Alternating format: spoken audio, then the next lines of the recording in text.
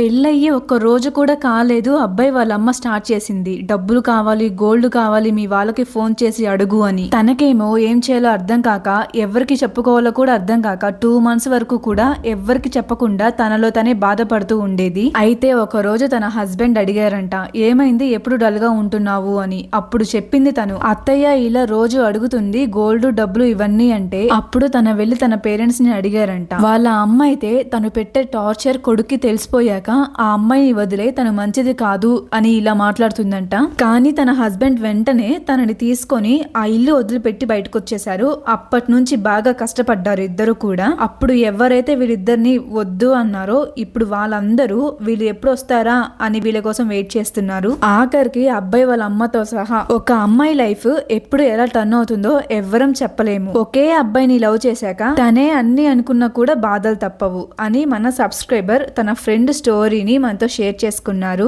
Love చేసిన ప్రతి ఒక్కరు జెన్యూన్ అని చెప్పలేము, అలానే చీటర్స్ అని కూడా చెప్పలేము. తన ఫ్రెండ్ స్టోరీ విన్నాక ఇది కదా బెస్ట్ స్టోరీ జెన్యూన్ లవ్ కి అనిపించింది. తన వాళ్ళు ఎంత కష్టపెట్టినా కూడా ఆ అబ్బాయి కోసమే వెయిట్ చేసింది. మరి మీరేమంటారు? కామెంట్స్ లో చెప్పండి.